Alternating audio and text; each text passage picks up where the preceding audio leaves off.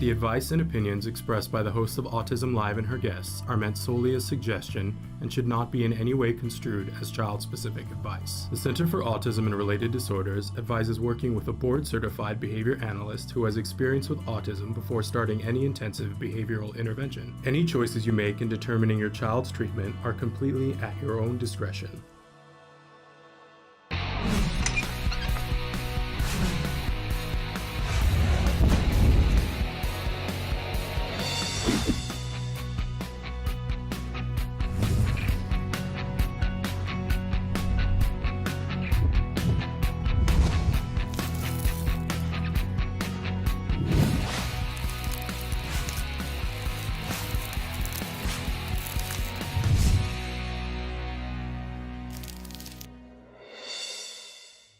Good morning and welcome to Autism Live, this very special edition. We have with us right now Dr. Temple Grandin. She's going to be with us live for the next hour. Just if you're checking to see live, we're talking about, this is Tuesday, April 27th. We are having some issues with Facebook, but we are live right now on YouTube and on Twitter, and Facebook is shaky. So we're on and off again. We'll try to maintain that. We're also live on our homepage, which is autism-live.com. And we are live on about 16 other sites at the moment. We encourage you to write in on whatever site that you're in. Say hello to Dr. Grandin. If you want to spread some love on her, now is the time to do that. We asked for questions starting last week, and we have many questions. And as much as possible, we're going to try to answer the questions that were sent in early. I think there's one question we ought to answer. Somebody wrote in here, if we cannot watch this live, will the recording be available to watch later? Yes. And one of the things that I had done as we were starting was that I mentioned that this will be recorded and it will be available as a free download wherever you get your podcasts.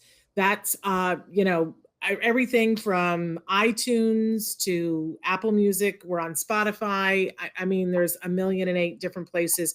Any place where you get your podcasts, we're a free download. We're also saying good morning to a bunch of people who are writing in, Kumar and Jean and Prathusha and our Barney. We're so thrilled that you guys are here. You can also be watching us right now on autism-live.com. In fact, if you want to look at all the interviews that we've done with Dr. Grandin in the past, there's a playlist tab in there where you can watch any and all of the episodes that we have done with Dr. Grandin, which is really fun. And so welcome, Dr. Grandin. So thrilled to have you here in April. For a lot of people, this is Autism Awareness Month. For some, it is Autism Action. For others, it's Autism Acceptance. And I like all of the A words. Do you have a preference for which A word you like to use in April, or do you like them all too? Well, they're all good. They're all good. I love that.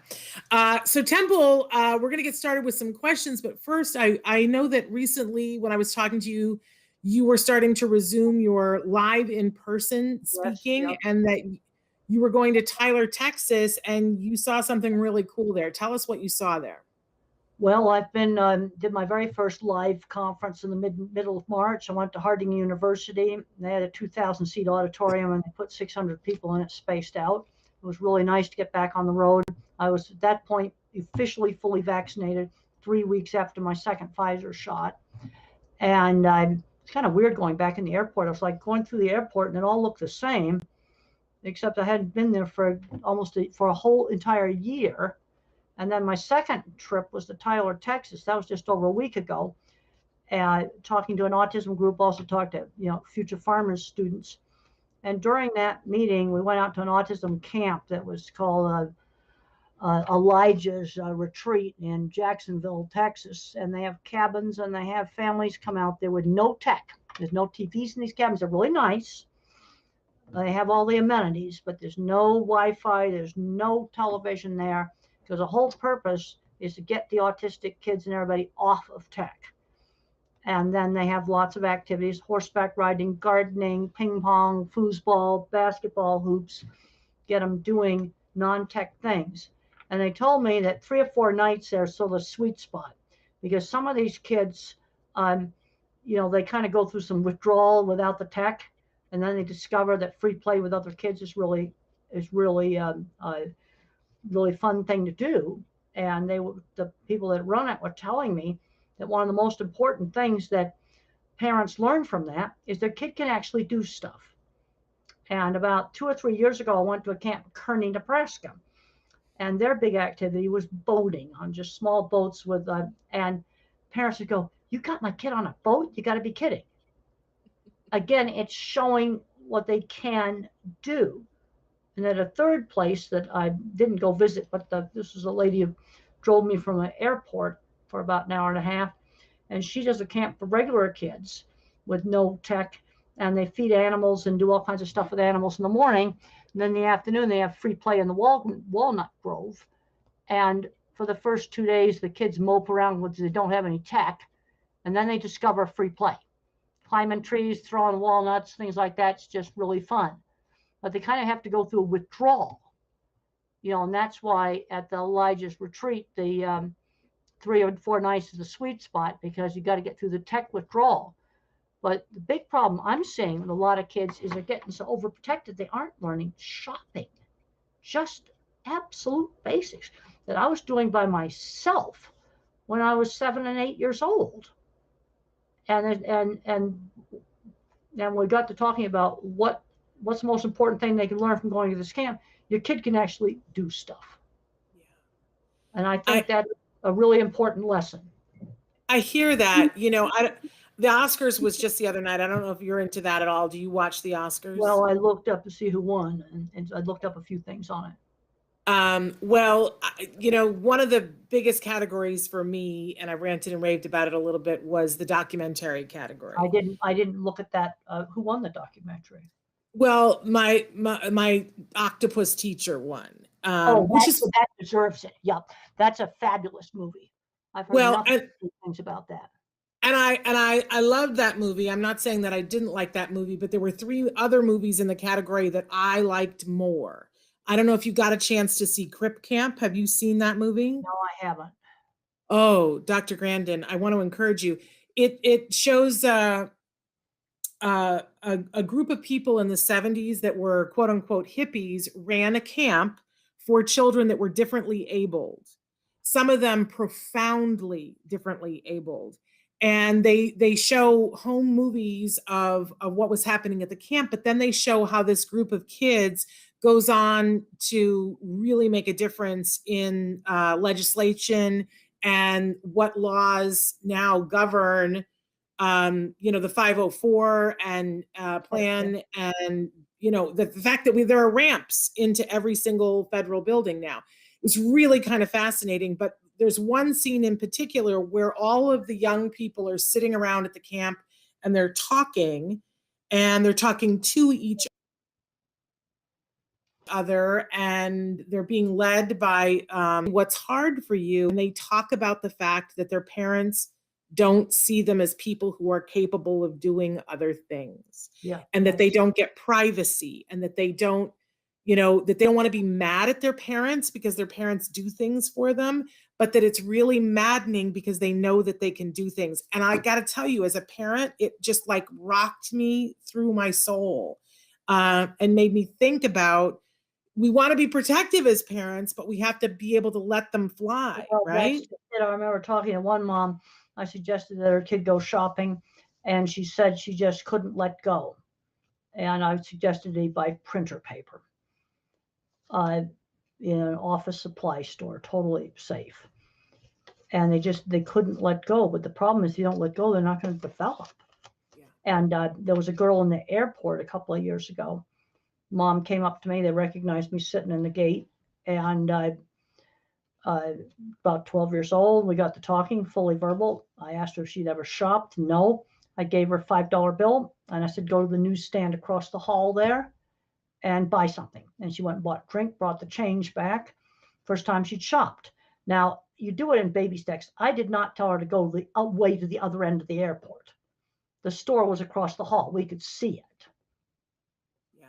You've schooled me on this. I'm sure you remember years ago, you and I were in a restaurant with my son, and he was mad at me because I had not let him use the restroom by himself in the airport. And you gave me a dressing down, Temple. Yeah, I did. and while we sat there, you made him get up and use the restroom by himself. He was probably 11 or 12 Yeah, at that point. yeah, he was old enough to be using it by himself. Yes, he was. And I was being protective in public. So and that was great, Temple, because you helped me I need you to come back and help me. He's getting ready to go to college now. So Well, now I he's going to have to be living by himself. well, this year he's going to stay living at home. Going to college, he's going to be commuting to college. Yes, he's going to be commuting this first year. So I need to let go though. It's really hard. Maybe one of the things you could do, say when I went to college, I'd already been in a boarding school, so I was used to living in a dorm. But I've suggested maybe a few nights, do a night in a hotel, just as the idea of being by yourself. Yeah, interesting. And it can be a hotel that's right nearby. You do it gradually. Yeah, that's a good. Okay, we got a bunch of questions we got to launch into here. So Jess wants to know, I would love to give my 12-year-old a chance to volunteer this summer. I've heard you talk about how important that can be. I just don't know what he can do in a pandemic. Can you give me some ideas? Well, it depends upon how bad the pandemic is, where you're at, and what the rules are. But there's still things you could do. Walk dogs for people, yard work at other people's houses. You can do that. I don't know how much churches have opened back up, because there's lots of volunteer job possibilities there. And how old was the kid? 12. 12. Okay, he's not legal to work then. As soon as they're legal to work, I want to get him into jobs. And you have to be careful about the multitasking. I'll tell you some stuff that doesn't work. You don't take an 18-year-old girl, Christmas rush, crazy, chaotic clothing store during Christmas rush. That did not work. Don't put them on the busiest shift at McDonald's and they're going to work the takeout window. That's just too much chaos. If you do fast food, you can find a slower shift. Because you can't load that working memory. I think we can all agree how important employment is. I think a lot of people find stumbling blocks in finding someone who will hire their kids. Use your connections in the neighborhood. I always say to parents, who do you know that owns a shop? And they go, so-and-so's got this little florist shop. Or, one mom owned a real estate office with multiple offices, and she hadn't even thought of her own business as a place. Now, I said I want her in one of the branch offices away from you. Somebody else needs to be the boss. Yeah, I can't say enough. I'm sorry? She hadn't even thought of her own business, a real estate office. There's office work that her kid could help out with. I can't say enough about the experience of having your kid work someplace where you're not at. I saw my kid grow so much doing that. It was great. And what did your kid do when he grew so much working somewhere else?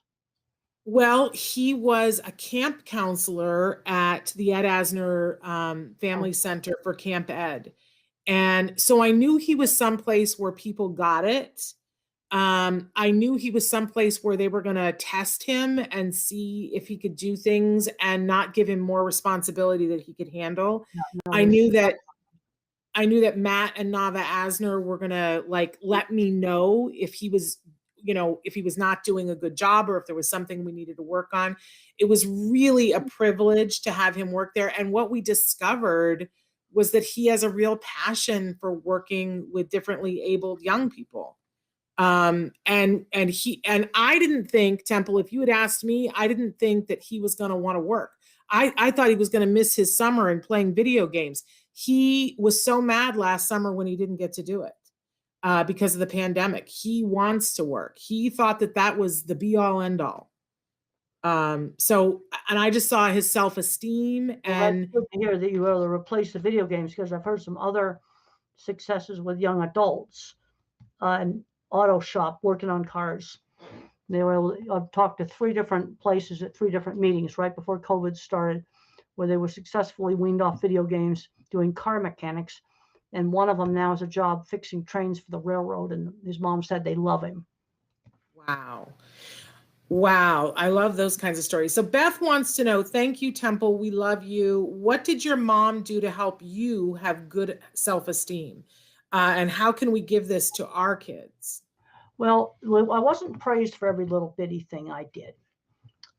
Just every little piece of artwork I brought home or something. But when I did a really superior clay horse, Mother made a big deal out of that, because that was something that was kind of exceptional. I wasn't praised for just regular stuff like being on time for get picked up for school. That was just stuff that was expected. But when I did something kind of really exceptional, then I got a lot of praise. Okay, so since you brought up this, I got to ask you this question. When you made the clay horse, did you make it by adding clay or by sculpting it out of clay? Well, it was this plasticine kind of clay, and I kind of just added the clay. No, I did not cut it out of a block of clay. It was made by adding the clay. Because you talk all the time about different brains, and I find it interesting when there are some people who can sculpt by adding and others who can sculpt by taking away. So that's fascinating. Now, Michelangelo sculpted by taking away, but with marble, you'd have to do that. Yeah. That'd be taking away. And he said he could see the statue in the stone. Yeah, absolutely. So Chenille wants to know, I heard you say it's important to have a digital portfolio. I want to help my daughter to do that with her drawings. How do you do that? Is there a class, a book, a program? It can be as simple as you screenshot them and put them on your phone. It can be that simple. Anybody can do that. The trick to good screenshots of drawings is find a sunny spot where the sun comes into the house, put the picture on the rug, and just hold the phone over it. It works. Okay. It's easy to do. No, you don't. You just need to have them where you can find them easily, and you don't find like the absolutely ridiculous cat picture along with it, or some other thing that you really wouldn't want to show. But yeah, that would be have them. You never know where you could show off your work and get a job. I learned, and I had my portfolio was in a notebook, and you just have the pictures there and you can show it. And you can take really decent screenshots of pictures. The trick is sun. I've got one a certain time of day, the sun comes in a sliding door, and I've got big, sun on the carpet, and I just put when I was old photos I've had. That's how I used them. That's how. There's a photo in my new book, The Outdoor Scientist, right here. The Outdoor Scientist, get kids outside. I screenshot that on the floor of my house. Hold that up again. Yep, that's the Outdoor Scientist. My new book. Is this out yet? It just came out. The Outdoor Scientist. What will we find in it, Temple? Well, it's getting kids outside, observing nature, doing the kind of things that I did when I was a child. We collected rocks. My sister and I both collected rocks, and we bust them open. Now you need to wear safety goggles for that to see what they look like inside. And then we displayed them on shelves in the tool shed. And we had a great time doing that. Starts out on the beach, finding shells, making artwork out of shells. Animal behavior, watching animals, getting involved with citizen science, looking at the stars. Just get kids outside doing things, and none of the stuff's expensive. I love it. Also projects in there that kids can do. I love it. And is that available through Future Horizons? Yeah, you can get it Future Horizons. You get it on Amazon. It'll be available everywhere. Your local independent bookstore. In fact, it made the independent bookstore bestseller list for kids' books. I love it. I love it. And what a great book as we're starting to come out of this isolation and get our kids outdoors. That's a great, I know many people have written about the anxiety kids are having about being outdoors. This is a great book to get them back outside. The thing is, you're not going to get COVID.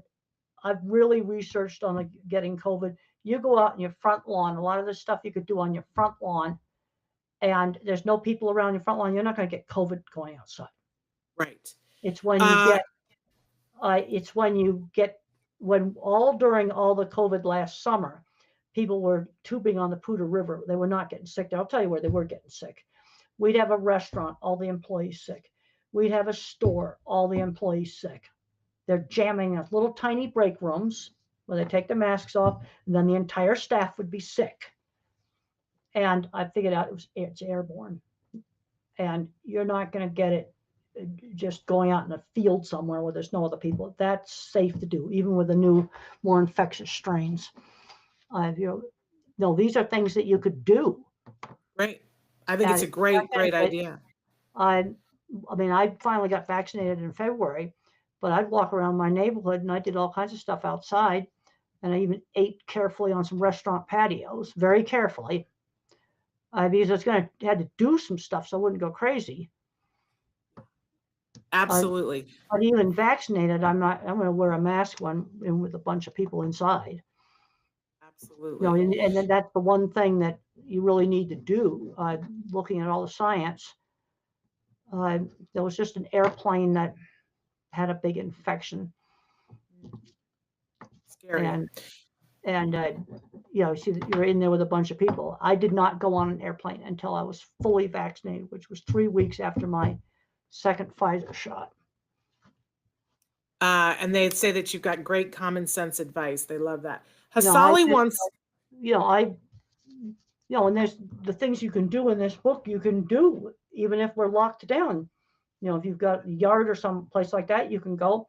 Even if you're in the city, pigeons are interesting to observe. There's plenty of wildlife there. Even in the city, there's things to do. I love it. I can't wait to get it. Hasali wants to know, this is one you'll love. During the pandemic, I allowed my son more time to play video games than I should have. How do you recommend weaning him off of it now? And how do I get him interested in something else? Well, you do it slowly, but you replace it with something else and give them choices. And on the visual thinkers like me, I've talked about the different kinds of minds. And the visual thinkers like me that are good at art and building things tend to get addicted to video games. The word thinkers that like history less so, I think. But we replace it with something else. And somebody just wrote on the chat here, they looked outside while of the bus, they saw birds digging for worms. Okay, that's the kind of stuff I want you observing. And right after the outdoor scientist went to print, I was sitting in the gazebo with my students, and a squirrel was under a tree digging, and then he put the nut in his mouth, then he tried the depth of the hole, and it wasn't deep enough. And so he digged some more, and he put the nut in his mouth, then he'd try it, wasn't, and finally after 3 tries, he got a hole that was deep enough to hide the nut. That was 10 feet from my front door. So there's all kinds of things that like this you can observe. I saw a crow the other day. I walk around just through the condo complex every day. And I was doing that during the height of COVID. When I was not vaccinated, I was walking around there. And there was a crow that wanted to get a drink. So he goes to a pothole in the middle of the road and takes a drink, goes, yuck. Then he drank some over by the side of the road that was cleaner, and he drank that. Oh, how funny. That's something, but that's fun stuff to observe. Because since I've done this book, I'm now looking more carefully just in my own neighborhood. There's bunnies, there's squirrels. There's the interesting thing. The interesting thing is that we keep being told about mindfulness, and that this is exactly the same thing they tell us to do with mindfulness, is to take a moment and observe nature. And they're showing across the board that it helps reduce stress, that it helps reduce your blood pressure, that you'll have less anxiety if you tune into nature in just the way that you're describing. Well, but there's interesting things to observe. We've got to get doing stuff. Another thing that's helped me with all this lockdown stuff: get up in the morning, get dressed, ready for work by 7 o'clock. That's what they do on the space station. I suggested, I think on the last program, life on the International Space Station, but being on a schedule. And I found that when I get out of the shower, I feel a whole lot better than I did when I went into the shower. You see, and then get dressed for work. not in jammies. Yes, I agree. I don't always do it, but I agree. Devora wants to know, what's your favorite place in the world to visit? And is there any place you haven't been that you would like to go? Oh, I'd love to go in a spaceship. I don't think I want to go to Mars like that movie is about, but just going up to the space station for a week, that'd be really fun thing to do. Probably not something I'm going to get to do, but I like to geek out on all those videos now that I've been watching, all the Mars helicopter and all of that stuff with a great interest. It's interesting because somebody else asked a question further on my list here. They wanted to know that if you had the opportunity, if Elon Musk were looking for people to go on a space flight, would you sign up to do it? I wouldn't go to Mars, but I would definitely go on an orbital one. Okay. Very definitely. Have you met Elon Musk? No, I haven't. Maybe we need to work that out. Is it something you'd really like to do? Yeah, I would like to do that. One of the things I like about Elon Musk is he gets stuff done. And okay, some people may not agree with some of the things he says or does, but we have too much in this world of people not getting stuff done. And stuff that's innovative, original stuff. We have too many people spending too much of their brains on text scams and phone scams and scams on the computer. Oh, I just can't believe it. I got, there's a new text scam. I looked it up and it was a complete scam. I deleted it. I just can figure everything that I don't know what it is a scam now. But we got a lot of smart people figuring out how to rip off older people. That's just terrible. It is terrible. It's completely. They want to know if you're aware of Greta Thunberg and her work. Yeah. Yes, I am aware of her. Yep, she totally cut down on her flying. Well, and she's been, I haven't heard so much from her since the pandemic got started. But see, one thing that being autistic does is and she's autistic, is kind of give you work on a project, work on getting something done.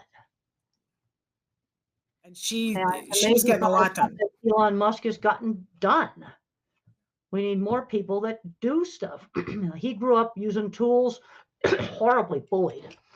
I read that he had his nose smashed, really bullied really badly. But he also learned to work hard. He did some real dirty jobs. Like he got a job when he was really young, cleaning out really filthy tanks. So he learned how to work. He also had the guts to talk himself into an internship at a bank by being persistent. But it's sort of like never taking your eyes off the goal. We need more people that actually do stuff. Okay, like with all the COVID stuff going on, when you got these vaccines made, and they've had screw-ups at some of these factories. That we have basic principles in factories we do for food. Well, they need to get some of our HACCP people and go clean up this one plant. They were just doing stupid things. That it's baby good manufacturing practices basics. Yeah. Roberta wants to know, she says, I'm 32 years old and do not yet have a diagnosis, although my family thinks I would qualify for an autism diagnosis. Is there any point to getting a diagnosis at this point because she's 32? Well, you sometimes have to get diagnoses for services if you need some kind of service. But if you don't need services, I would just read the books. Then you'll know. And is there a book you would most recommend, like one of yours? Well, actually, probably for her, since she's already an adult, she might want to read Different, Not Less. This is 18 people diagnosed as adults, all in jobs, all self-support themselves in jobs ranging from a doctor, computer person to a tour guide. I made sure we had a variety of different jobs in there. And where it really gave them insight was into their relationships. Okay, so the spouse, not getting along with the spouse.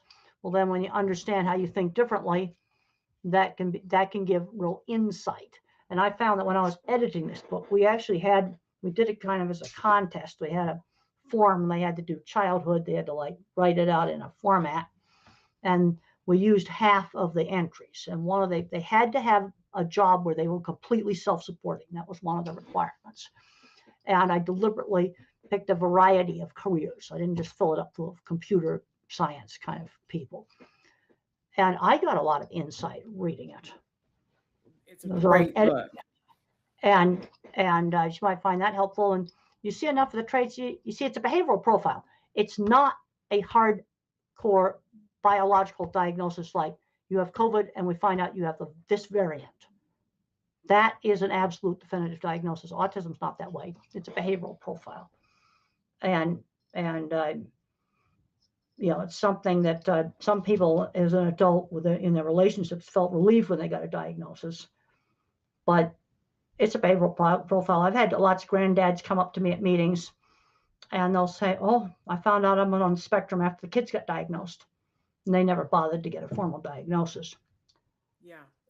Victoriana wants to know, can you talk about your sensory issues as a child and how you overcame them? And do you still have sensory issues now? I have sensory issues now, but they're just nuisances. They're not debilitating. I got to have soft things against my skin. That's something I still have to have. All the underwear has to be washed before I can wear it because I get rashes from chemicals they put in fabric when they make it. But I find when my pants wear out, I find a hard time buying a pair of pants that doesn't itch because they cheapened up some of the cottons. But some people, when they said that they didn't do hygiene because it hurt when they would use the towel to wipe themselves off, I don't have that problem. But then we got to figure out a way to solve that because the hygiene thing, that's one of the non-negotiables. There's all this talk right now about masking.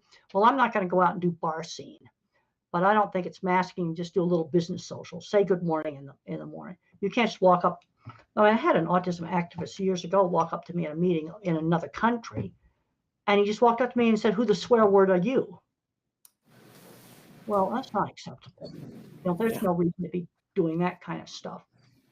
But on the hygiene thing, one person would just use a hairdryer to dry themselves off. I wouldn't like the noise of the hairdryer. Okay, so do that. Or they like to put on clothes and just let the clothes dry them. Well, then you could have a shirt and a pants that you just use for drying, hang them on the towel rack. But the one thing that I think you really have to conform, you just cannot be a filthy, dirty slob that's rude and this is where that granddad just had enough of that manners taught, a little bit of this stuff you got to do. But on the other hand, there's accommodations that are needed. Like I don't have the problem with certain lights that flicker, but there are certain people where if there's certain kinds of cheap LED lights that flicker, they're going to drive them crazy. They're going to need that accommodation, breaks to calm down, a quiet place to work. There's some things like that would need to be accommodated. Were there sensory issues though that you had as a kid that were much stronger? Or is it pretty much the same? It was what I see. I've been on antidepressants now for 40 years, and that seemed to damp it down some because my nervous system didn't react to it as much. I've got to have pants I can't wear scratchy pants on a plane. I got to sit on a plane for 3.5 hours. I can't have pants that itch on a plane. That just drives me crazy. I've got to have soft things against my skin. I remember watching Star Trek, Next Generation and looking at the clothes that people wore. And I thought, oh, is this what the future is going to be like, where people are going to have soft clothes that aren't binding? Because all the characters on Star Trek Next Generation, this was years ago, it looked like they were in these very comfortable tunics. They were very comfortable. And like those kind of tights that a lot of girls wear now, I would have been fine with those. Absolutely fine. No problem. I think James, there's a lot of different things you can get now that are soft, but the one thing that, is that scene in the movie where they slam down the deodorant, the hygiene thing is non-negotiable, even on a construction site. BO's not welcome. You're going to have to clean it up. And if it hurts for you to use the towel, then you could have some clothes that you dry in. that you'd put on for 5 minutes, sort of pat dry, then hang those on the towel rack. They're your towels. I'm trying to figure out a way to solve the problem. There we go. James wants to know, what's been the hardest part of the pandemic for you? Well, it's being lonely. That's been a problem. I've had to, figure out things to do. There were places I went. There was some eating out I did extremely carefully. I would go over to school because our meats lab was considered essential and it was open and operating. And I'd go there, but I always stayed out in the part. I never went in the little bitty offices that are in there. I never went in there. Are you back in there now? Are you back having in-person classes? Well, we've been doing the labs in person. No, my class was online, but now that I'm vaccinated, I'm sort of like, I'm free. That's like freedom. I don't have to worry about catching it and dying because I am 73. Yeah. Was it weird going back into? So anxious about, is something going to go wrong? Am they're going to run out by the time I get there to get the vaccine? I wanted that vaccine so bad.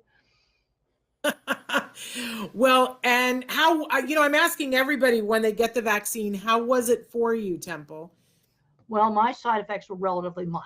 I had a sore arm, just like I would with a flu shot, a little tiny bit of a headache, and a little bit sore all over, and a really weird anxiety dream about the airport. I dreamed I went to the airport and I left my wallet somewhere and somebody found it and brought it back, and every credit card and my license and everything was out of it. But I woke up while I was getting ready to check the money part. I don't know if they got the money or not, but they got all the cards. Was that after the first one or after the second one? It was actually after the first one. Okay. Interesting. Okay. Khalil wants to know, what does Temple attribute to all of her success? Lots of hard work.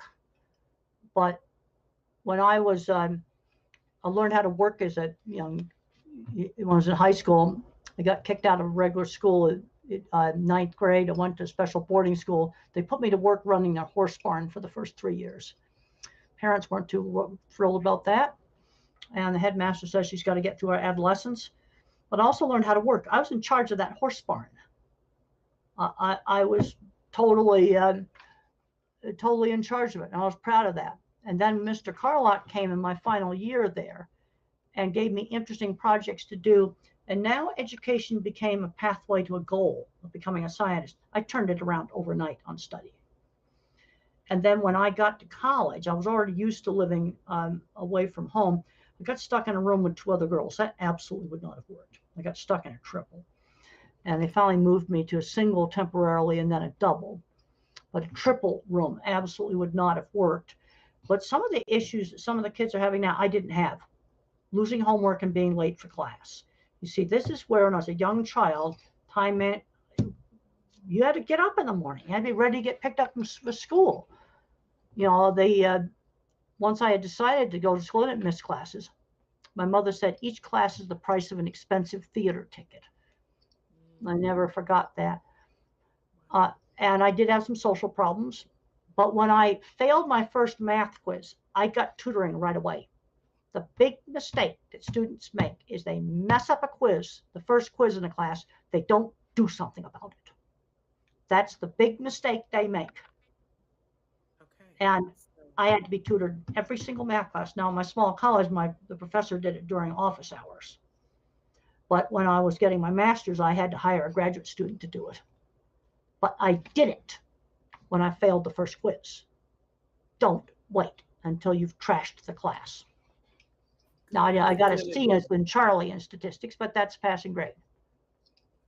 So I got through it. Well, that leads into our next question from Samuel, who wants to know advice for college students, which you pretty much have talked about. But he also wants to know, do you suggest that college students disclose to the college their diagnosis?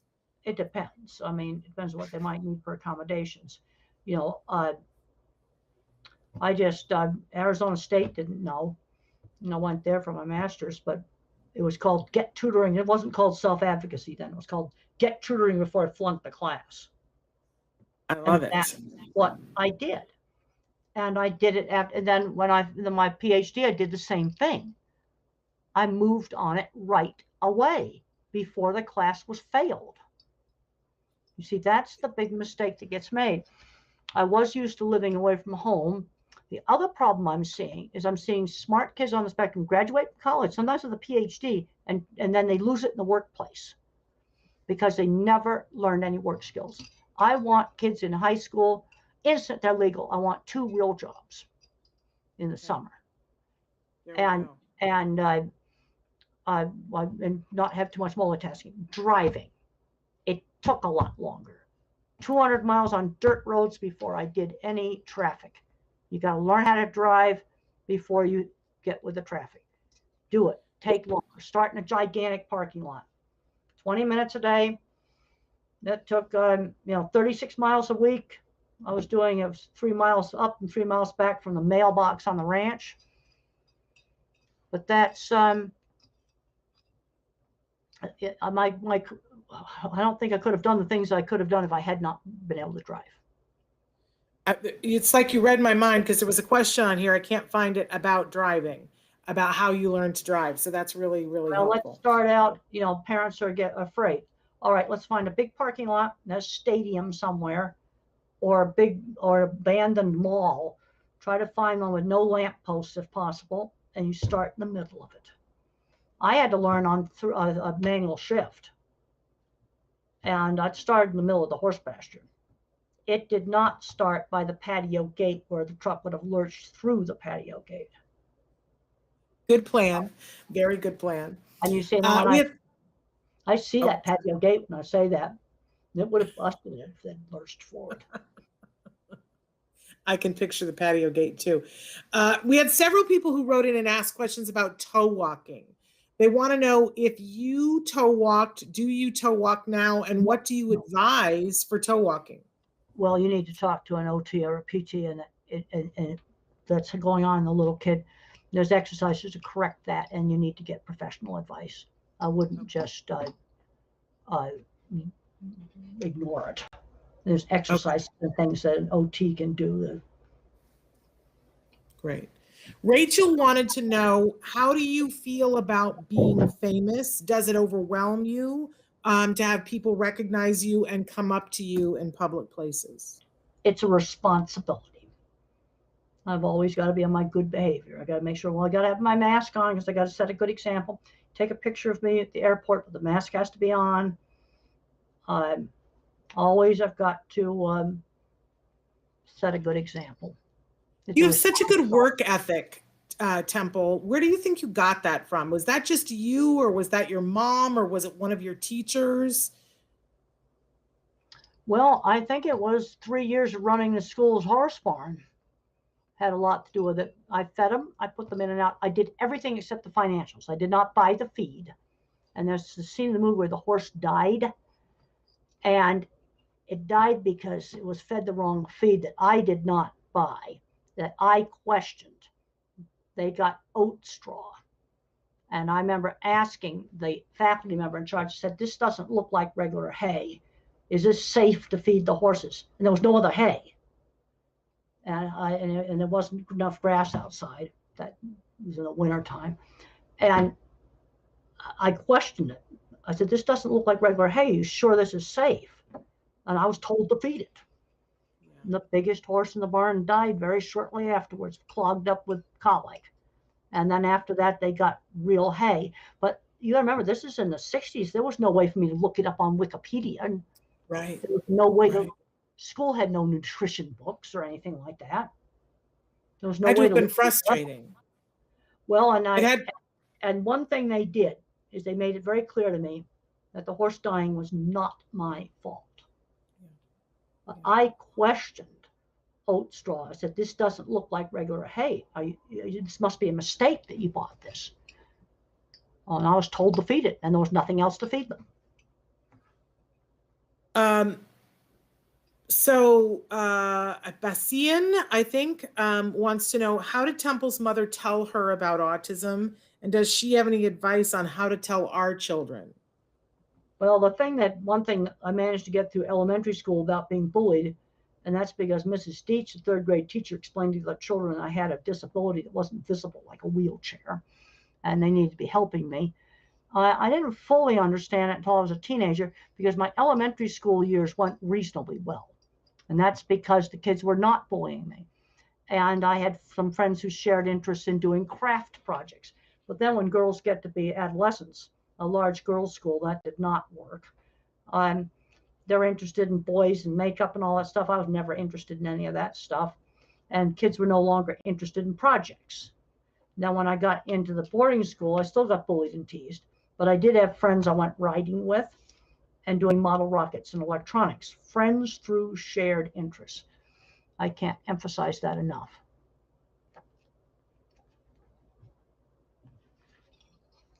You know, somebody said bring back home ec and shop and art and theater and music, because the other reason for having all these classes is they expose students to possible career options. Now, I had music lessons and piano lessons that didn't work for me, but I got exposed. Okay, I want to dip into, Harris wants to know, did you ever design buildings that don't have to do with cattle? Well, most of the stuff I've had, has had to do with cattle, but I did have one exception to that. They built this, when I was at the University of Illinois, they built this huge research center called the Beckman Center.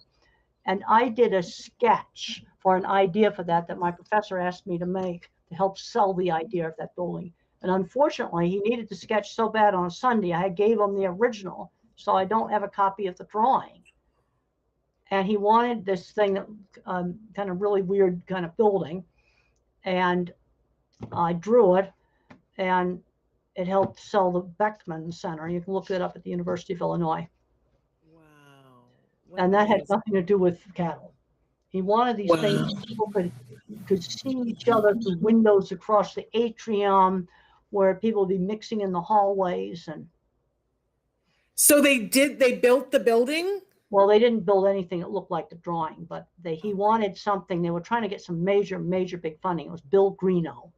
He was one of my major professors, a neuroscientist, and he wanted me to make this drawing to help get a big funder for the Beckman Center, a big pile of money, which they got. Wow. And what they ended up building looked totally different, but it's a really beautiful center where they do a lot of research, and I had a little tiny part of that. Wow, that's amazing. Cole wants to know, are you still in contact with Claire Danes, who played you in the movie? And how did the movie change your life? Oh, it made my life a whole lot busier. And that's what it definitely did. And the question came up about how do I feel about all the tension. I go, it's a responsibility. Yeah. That's the way I look at it. No, it's sort of like a construction project. When it's over, everybody goes their separate ways. Yeah. And the thing that was interesting is the movie set had a lot of similarities to construction project. The main difference is the food. We had gourmet food there. Yeah. But everybody that put something into that movie was a separate vendor. You had a person that did the dressing room trailer, a person that did sets, another person with another truck that was the electrician, another person that was making sets, and they were all independent people. That's exactly how you do a big construction job. You have what's called all the subs. And of course, I'm always interested in business stuff. So I'm walking through the parking lot to seeing how many subs they had on the job. They set up their list for doing the photographing of the movie, same way you set up all the subcontractors for a construction site, and they had it on the wall, the office. But it was sort of the same thing. And there was one HBO employee. He sat in the office and paid the bills. Yeah, absolutely. You had to have that. And they did it at the old Austin airport was being turned into a movie studio. Oh, I didn't know that. And I was there when they did some of the when they did the final dipping vat scene. I had to make sure everything was going right, because those were real. There were no chemicals in it. But they actually recreated the original real thing. Wow. Absolutely amazing. David wants to know, do you stim a lot? You know what I mean? Self-stimulatory behavior. Do you have a stim? I find I move my hands a lot. Like I'm going to show you some of the stuff I've been doing. I managed to decorate this Post-it note right here. I was taking this clip and doing this, but I know how to do it without making, it makes a noise. Uh-huh. I was messing with this binder clip. During the show? Yeah, I was doing it during the show. I want to see the decoration on the doing this with the binder clip during the show, but you didn't see it. No, can I see the Post-it note again? Like it was so organized. Well, because that's my yesterday's schedule is on there. Oh, okay. Don't show that then. I don't want you to show that. I'm talking a phone number out on it. All right, now I can show it to you. Yep, that's my yesterday's schedule. Now, I didn't have all those scribbles on it yesterday, but I scribbled on that just now. Yeah. Yeah, well, I've drawn on my... having something to do with my hands, and that came up at an autism meeting about, accommodations in the classroom. Well, when I was in high school, I used to click pens. Well, that drives people crazy. You can't be clicking pens. You got to find something to do that doesn't bother other people. Absolutely. And, have those little stress balls. And I've got some interesting stress balls I've picked up at conventions. How about a Commodore computer? That's an antique stress ball. And an oil rig equipment, field stress ball. That's cool. Cool. So you like the squishies? Well, but that's something that someone could have in their hand and it wouldn't bother anybody. Yeah. So find something to do with your hands and I doodle a lot, but that doesn't bother anybody. Find something to do that's not distracting. You see, this is like, because if someone's clicking pens, that's totally distracting. Now, and I'm very careful how you see, if I do the clip like that, it makes a noise. I didn't do that. But I didn't know. All right, I only have time for one more question. I made sure it didn't make any noise when I was doing it. I'm doing it right now, and I make sure that now I'm showing it to you, but I've had this in my hand for most of the interview. I love it. Okay, I've got time for one more question, and then I want to have you show all of your books. But they want to know, does Temple like to golf, swim, hike? What does she like to do? Well, I'm not that big on that kind of stuff. I'd rather go out and handle some cattle or do something like that. That's the kind of stuff I really like to do. One of the funnest things I ever did was working on construction sites, because a construction site's just grown up. Okay, when you're a kid, you make it with mud and cardboard, and you grow up, you make it out of steel and concrete. It's the same thing. Making stuff. Most funnest things like I draw a drawing and I go out to a construction site and watch them build it. Now I did woodworking myself, but on the steel, see something. When I did a drawing, I did the rebar and everything in it, and then see it get built. Some of the most funnest stuff I ever did was on construction. I really miss that. I like to, when I go places that I visit, I'll watch them build stuff. And I go, oh man, they're using that old-fashioned forming system, or oh man, that's the coolest forming system I ever saw. I'll do that at airports and look at things they're building. Go, well, that's just stupid what they're doing there, or that's. But correct me if I'm wrong. I feel like one of the times that I called you during this pandemic time, you would just come back from flying a kite. Is that something you do from time to time? Well, it was something I just did then. I've been doing a lot of writing. I've been lining up tons of writing projects. And then I got some things that I'll go do. Certain people I was eating with. I'm still doing that. I eat with my students. Even during COVID, we were meeting in the gazebo outside. And then when one of the students thought she got exposed, then she didn't get near me. I mean, we were real careful. But the problem is, if you don't do some things, you're going to go out of your mind. Yeah. And you're not going to get COVID walking around the neighborhood and nobody's within 20 feet of you. Yeah. No, I looked at the science very, very carefully. And when I went over and I visited our Meats Lab, there's a little bitty office in there. I walked in there one day, I go, whoop, I shouldn't be in here. And I got out because how I figured out it was airborne? I figured that out right in the beginning. I'm a visual thinker. Let's look at the places that had the big infections. Cruise ship, prisons, and aircraft carrier. What do they have in common? Well, on the Close aircraft carriers, quarters. they'll stack them in the bunks, Yeah. tight air spaces, very little ventilation.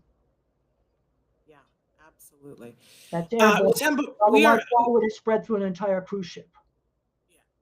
yeah, no, I'm totally with you on this. I always love it when you know, use your scientific brain to explain things. One of the first conversations I ever had with you, we were talking about Fukushima, and you said to me, you know what? That plant was designed by someone who didn't have an autistic brain, because an autistic brain would never have designed it that way. And you said, looking at the plans, that you took one look at them and you would have known. But the flooding, you see, now the thing that was crazy on that, I've looked into more into Fukushima. The mathematical engineers did a perfect job of making it shaking proof. It shook during the earthquake. All the emergency system works, everything worked, and it was fine when it stopped shaking. 20 minutes later, it was drowned. You see, they didn't visualize the water coming in there, and there, if you looked at the history, there's lots of tsunamis. They didn't see water going in on that site and what it would do.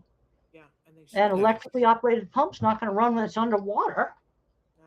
And when I need that pump, I really need it. Yep. So Temple, unfortunately, we're out of time, but I want you to take just a second and show us all your books. You got a bunch of books over there, and I want you to show them one at a time. This is a new Outdoor Scientist. It just came out. Lots of cool projects.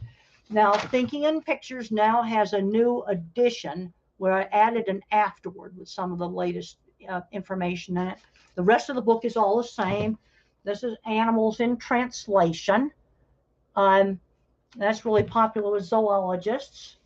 And then I've got Animals Make Us Human.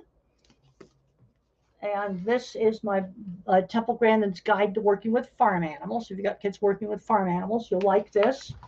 And then this is My Way I See It, my most basic book on autism, The Way I See It. And then, of course, I've got the Calling All Minds. And then, of course, I already showed you Different Not Less. And there's a few other books, but those are some of the major ones. Very cool. What are you reading right now? What am I reading right now? Science, Nature, Wall Street journals. That's why I know about COVID. The only way I could keep myself from freaking out about COVID when it first started was to know everything about it. Yeah. And so I very carefully looked at my risk factors and go, okay, now I'm going to go over to our meats lab, but I'm going to stay out in the part where the cattle are and in the little tiny office. I slipped and went in there once. I go, no, get out of there. I'm going to be very careful there. And thank goodness, because you're a national treasure. On patios, very carefully. And I assume you haven't gotten to see your mom during all this time. No, Christmas was canceled. I was not vaccinated. No, that was canceled. No, one thing I decided, I am not going on a plane until I'm fully vaccinated. Absolutely not. I was not going to take that risk. And basically Christmas got canceled. It's because it would have been in New York. And then unfortunately, Mother had a fell right before Christmas. Oh. And she's now in a really nice assisted living, and she's doing just fine there. And that was 2 weeks before Christmas. That pretty well wrecked Christmas. So we had 2 Zoom calls. That's all we could do. Well, there was no way that I was going to take the risk of, at 73 years of age going to the airport. That's just, you see, the other thing I look at is your risk increases the more people you encounter. Yeah. Okay, so I learned this. This is one thing I learned in my math class. In finite math is probability. A slot machine, unless it's one of the new electronic ones now, it's independent. So each person you meet, there's a certain risk they might have it. So the more people you encounter, the greater the risk. So I wasn't going to go to the airport. I made a decision that flying was not going to happen until Pfizer vaccine or the whatever one I would have ended up getting would have been fully effective. And then the day after I had this vaccine, I booked the flight for 3 weeks later. And I went on that trip to Harding University. But it's like by having knowledge, then I wasn't so scared. Yeah, I could look at it. I also had you can fall down the stairs and be in a pile of trouble. But by having more knowledge, when I was reading journal articles and everything, it made me less scared. Now, so far right now, the vaccines are working even against the variants. Let's just put it this way. Even with the new variants, if I rated a vaccine as excellent with the original variants, with the new variants, I'd still rate it as very good. There we go. I'd put it that way. And so far, international travel's out. I'm not going to do that. I don't want to get stuck in a hotel for 2 weeks. Yeah, for now. Yeah. Not Well, going. that's okay. We'll keep you safe and keep you at home for now. You're a national treasure, Temple, and you are such a guiding light in our community. Thank you so much for being with us today. And thank you. You're going to ask this question from Pablo here. He says, I'm a 30-year-old autistic man. How can I find my passion in life? I feel like my life doesn't make any sense. I'm desperate for finding something to do in my life. Well, I'd recommend get out and do some volunteer things. Get out and do some things. I get asked all the time, how did I end up in the cattle industry? I ended up in it because I was exposed to it as a teenager. If I had not been exposed to the cattle industry, I wouldn't have been in it. It's that simple. So I'd recommend to this man, I'd also ask him some questions because I want to figure out, is he a visual thinker, a math guy, or a word guy? And then maybe what might be an available things you could try, things you could do, because you develop passions for stuff you get exposed to. It's that simple. So, and you want to do something constructive. I'm just appalled at, I'm getting 2 or 3 scam phone calls, scam texts, cute dog picture that was a scam. They didn't trick me on that one. And then I delete them, and then I look them up online, and I find out they're scams. But I'm at the point now. Attachments, I don't know what it's from. I'm going to just delete. If I don't know who the email's from, it's just getting deleted. And they're so clever. They're insidious. They're just insidious. My policy now is it's all a scam. Yep. And I have people call me, and I'll do, when it's the scammers, I'll go, oh, woof, woof, woof, woof, meow, well, meow, meow, meow, meow, meow, meow. Oh, Temple, I'm going to borrow that. But sometimes I have people call me where it's legitimate, and I'll just say, now, who's calling? And sometimes it's somebody from a foreign country. So I have to answer my phone. And then they go, oh, we're the Medicaid advisor. Bam, hang that one up. Yeah. But you know what's a sad one? I got a fake Special Olympics call. Now that's really disgusting. And the way I figured out it was a scam is I wrote down the number, and after I hung up the cell phone, I went to Google and I wrote the word scam, and I typed in that number, and it came up as a scam. And I think it's very, very sad when somebody's using Special Olympics in a scam call. Yeah, horrible. It's just awful. Well, it's also insidious that they prey on people that are older too. They're totally after seniors. And I'll say things, well, who do you work for? Where's your call center located? Yeah. Oh, and then the IRS ones. Oh, I've gotten those. For me, it's the Social Security people. Hello, your Social Security card is going to be canceled. I've gotten a bunch of those. Now, fortunately, on my phone, those Social Security ones are getting blocked. But the problem is, it will say scam alert on my phone. But the problem I've got on my car, if I'm in the car, that scam alert doesn't come up. So I've answered some of them only in the car. And then I find out it's the IRS thing. My first flight, I got one of those just as I was going to the airport parking gate. I have fake IRS call. Now it's the emails. What are they doing on emails now? Have you gotten the email? I just got one the other day that said, this is your receipt. Thank you for your auto renew for, and in this case, it was for LifeLock.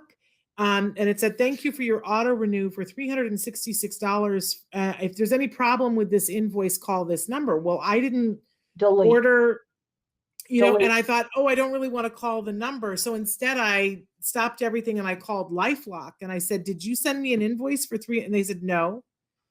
Uh, That's the problem. The other thing, I just push delete. The other thing I'll do before I delete it is I write down the number, and then I go look it up.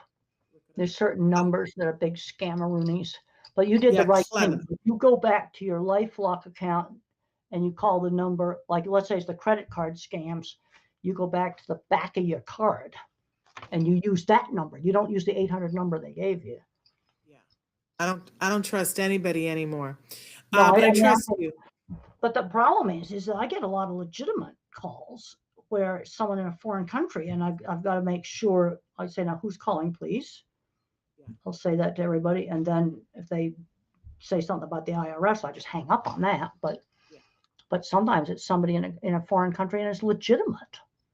I think we've all been on either side of the phone call where you call somebody and you say, hello, is this so and so? And they're like, who is this? And you say, well, I'm Shannon Penrod from Autism Live. They go, oh, I thought you were a telemarketer. I thought you were. I've done the same thing too, where I thought it was a scam call, and and also, who do you work for? But it's just awful. Well, I just want to say to Leon, we were responding a little bit to the chat. We asked for questions ahead of time. And so we want to thank everybody who wrote in, and we could see the chat, and Dr. Grandin could see the chat. Some of the chat things, but okay, somebody asked, can you still get COVID after getting vaccinated? It's possible, but it said greatly reduced risk, greatly reduced. And it would probably not be as serious. Yeah, absolutely. And we all have to do what we can. People have made is they get one shot. This is a real mess. One shot on a 2-shot regimen. I don't care which vaccine it is. And 2 days after their first shot, they go out and party, and they're going to get really sick because it hasn't had a chance to work. In fact, I have a family member who had one shot and was waiting to get their second shot and was being very careful, but needed to go up to a hospital for an appointment, and ended up contracting COVID. She was 2 days away from the second shot. So, I have personal experience that that's not a good plan. Well, people need to follow the protocol. But they like, I had to go to a hospital to get mine, and they were doing it. Well, I made sure I took a very wide, I had to park behind the hospital. I walked around the hospital. I took a very wide berth of the emergency room, like a 50-foot away from the door of the emergency room. And then I went down and found the door that was like a big front door to the main lobby. And I went in there. Yeah. And you got to be masked, and, I was, but I certainly wasn't going to go in the emergency room entrance, that's for sure. But I had to go to the hospital because that's where they were giving the shots out. Yeah. Here in LA, they have big, huge drive-through that it's like a driving course. You would kind of love it, where you go 1,000,000 miles before you actually get to the spot where they stick you. Well, I was doing it, since I am older. Was doing it right before they started doing the drive-throughs. Yeah. Now, some of our faculty went through the drive-throughs. They said they felt like it was like the way they do vaccinate cattle. Exactly. It's the craziest thing. But that the thing is, it's no vaccine is absolute. Yeah. Absolutely. But it was sort of like, freedom. I remember right after I got the second shot, and then that trip to Harding University was exactly 3 weeks from the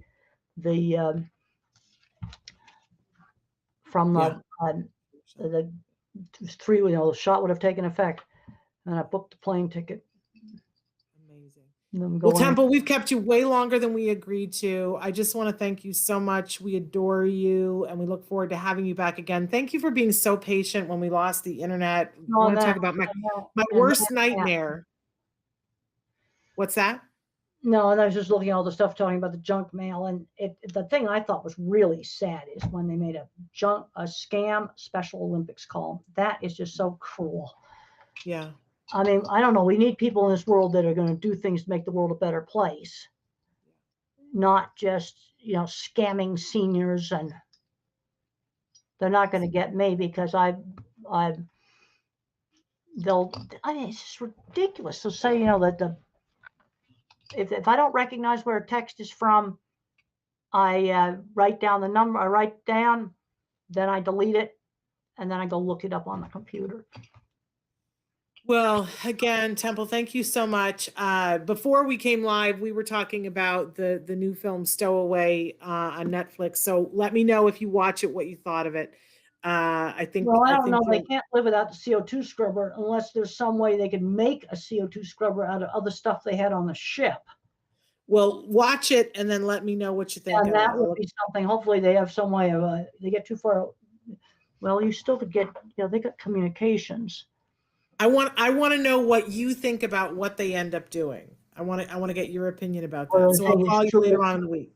So whether they make a CO2 scrubber out of something else, then. Well, I can't give away the plot. People will be mad at me. I'll end up watching it, so I'll probably go read the spoilers online. You don't think you? I think you'll geek out on all the stuff. It's not NASA because it's in the future, so they refer to it as Hyperion. But I think you'll geek out on all of I think that part of it you'll. Well, really one of the love. things, you know, when they had the original Apollo accident and they had to fly back, and they had to the other problem with the CO2 scrubber. I think one part of it they had to use a different one, and the connections wouldn't fit. Yes. Now all of a sudden the plastic bag the spacesuit was in was more valuable than the spacesuit because they made a sleeve between these two scrubbers that wouldn't fit together and taped it up with duct tape. I love that scene in Apollo 13 where they just throw all of the parts on the table and they go, here, you have to make this one. And you just put it together with a sleeve. Yeah. And that would work because you're not talking about a lot of pressure there. But we need to go back to NASA. Yeah. We need to make another trip to NASA, see our friends at NASA. Right. I went to Cape Kennedy 3 years ago. I got to go in the vehicle assembly building. I totally geeked out on that. I got to see a live SpaceX launch. That was like so cool. I didn't get invited to that, Temple. Well, I went there. It was for a conference on diversity. And that's, but I had a really fun time. You know, talking to everybody, and I talked to somebody who had Tourette's that worked on building a launch pad there. Wow. Well, I want to get you to meet Elon Musk now. That's new one. That would be wonderful. And he gets stuff done. We don't have enough people in this world to get stuff done. We got people using their minds, rip off seniors and do scam calls and all that stuff. And Elon Musk gets things done. Yeah. Well, and so does Temple Grandin. But I know I'm gonna, you know, I've already overstayed my welcome here with you. I'd love to stay talking to you, but I know you got things you got to do. Temple, thank you so much for being with us, and as always, being so fabulous. We just enjoy our time with you. We'll see you back probably month after next. I'll give you a call and invite you to come back. Okay. All right. Well, that sounds really good, and thank you for having me. We kind of got off the subject, but no, it's always the subject. Okay. Sometimes it's more interesting, Temple, to just be with you.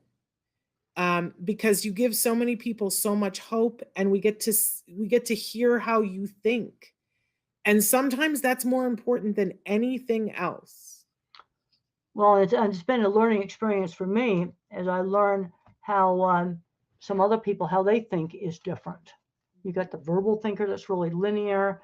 Then there's another person I was working with, and I think they're a bit of a math thinker. They're less linear in how they think. The other thing is different kinds of minds can complement each other. Let's go back to the Mars rover. That little helicopter, somebody made that in a shop. You know, that doesn't get enough credit.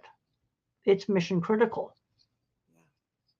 It's pretty cool too. No, it's really cool. Yeah, it's got a Qualcomm smartphone chip in it, standard off the shelf. That got written up. But how about the person or people that made that? And it wouldn't be 200 people wouldn't have made that. Small team. You know, it's you know, sort of the visual thinking part often doesn't get enough credit. Have you toured JPL here in Pasadena? Yes, I have. Yep, I have. It's pretty cool. Yeah, that's very cool. And those are the people who probably made that helicopter, because they make all the Or robotics. one of their machine shop contractors, which fortunately I did see some of them got credit for it, because they have to farm a lot of that work out.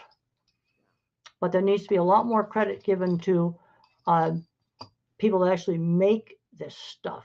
You're not talking about something. It's not something like you get some factory that makes a jillion of these coffee cups on some machine just stamping them out, or maybe that's molded. I don't know, but Have you ever been one of a kind thing? And you see, the visual thinkers like me, you need us to figure out how to make some of the stuff. Sorry, my phone.